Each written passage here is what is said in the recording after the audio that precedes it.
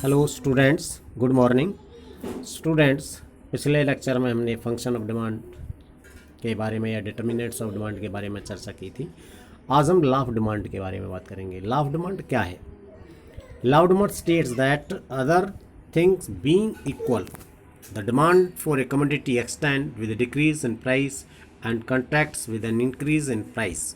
It expresses inverse relationship between price of a commodity and its quantity demanded। Law of demand क्या है? ये वो नियम है, ये इस बात को बताता है कि अन्य बातें समान रहने पर, other things being equal, the demand of A commodity good extend with A decrease in price. वस्तु की कीमत के कम होने पर इसकी मांग बढ़ती है, and contracts with an increase in price, और कीमत के बढ़ने पर घटती है। यानी मांग का नियम यह बताता है कि जब किसी वस्तु की कीमत बढ़ेगी तो उसकी मांग घटेगी, और अगर कीमत कम होगी तो मांग बढ़ जाएगी। उल्टा नियम, यानी it expresses inverse relationship between the price of A commodity and it's quantity demanded.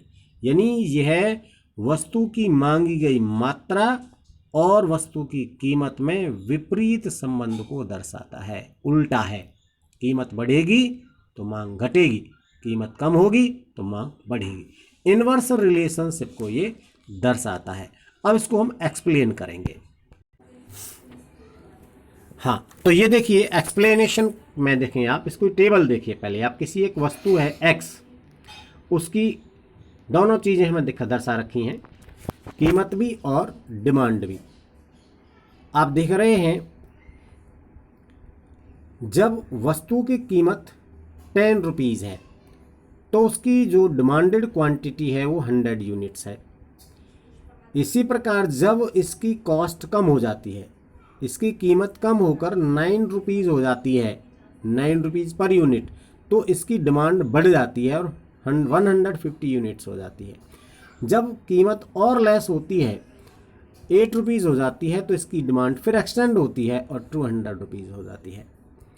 तो ये आप देख रहे हैं, आपकी टेबल ये शो कर रही है कि जैसे जैसे हमारी प्राइसेस डिक्रीज हो रहे हैं, हमारी डिमांड एक्सटेंड हो रही है।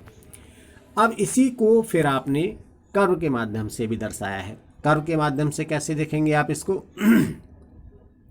देखिए ज़रा, पहले आपके पास जो कीमत थी ओ से पी, ओपी थी, ओपी, तो इसकी जो डिमांड थी ओपी कॉस्ट पर डिमांड थी OL, ये डिमांड थी। आपकी कॉस्ट पहले थी OP, O से P तक, और डिमांड आपकी थी OL क्वांटिटी। अब क्या हुआ कि आपकी जो कॉस्ट है वो कम होकर OP1 हो गई, लेस हो गई, कॉस्ट P से P1 नीचे की तरफ आ गई। तो आप देख रहे हैं कि आपकी जो डिमांड है वो बढ़कर O से OL1 हो जाती है। आपने देखा पहले जो कॉस्ट थी OP थी, तो हमारी डिमांड OL थी। अब कॉस्ट कम हुई, OP1 हो गई, तो डिमांड बढ़कर OL1 हो गई। तो ये कर्व भी ये दर्शा रहा है कि जैसे ही कॉस्ट डिक्रीज होती है, उसी प्रकार प्राइसेस डिक्रीज होने पर डिमांड इंक्रीज हो जाती है। DD, ये आपका DD कर्व है जो डाउनवर्ड स्लोप लिए हुए है, नेगेटिव स्लोप लिए हुए है, जो इस बात को दर्शा रहा है कि कीमत के कम होने पर मांग बढ़ जाती है। ये तो थी एक्सप्लेनेशन इसकी। लेकिन एक्सप्लेनेशन कोई भी लॉ है उसके लिए कुछ अजम्पशंस होती हैं जिनके आधार पर वो काम करता है। जो हमने शब्द अभी प्रयोग किया था, अदर थिंग्स बीइंग इक्वल, तो वो कुछ थिंग्स हैं, कौन सी चीज़ हैं जो बीइंग इक्वल, यानी वो सेम रहनी चाहिए, उनमें कोई चेंजिंग नहीं होनी चाहिए। तो वो कौन सी हैं? उन्हीं को हम एजम्पशंस कहते हैं, एजम्पशंस ऑफ लॉ कहते हैं। तो इसमें जो एजम्पशंस हैं, मेन एजम्पशंस हैं, वो हैं, पहला एजम्पशन है taste and preferences of the consumer remain constant. यानी जो कंज्यूमर है, उपभोक्ता है, उसके टेस्ट में और प्रेफरेंसेस में, रुचि और प्राथमिकताओं में कोई अंतर नहीं आना चाहिए, कांस्टेंट रहनी थी, जैसे पहले थी आज भी वैसे ही है। कीमत बदले तो भी वैसे ही, नहीं बदले तो भी वैसे ही। दूसरी बात है, there is no change in the income of the consumer. दूसरी बात है कि कंज्यूमर की इनकम में भी चेंज नहीं होनी चाहिए। अगर कंज्यूमर की इनकम चेंज हो गई तो demand of law of demand काम नहीं करेगा।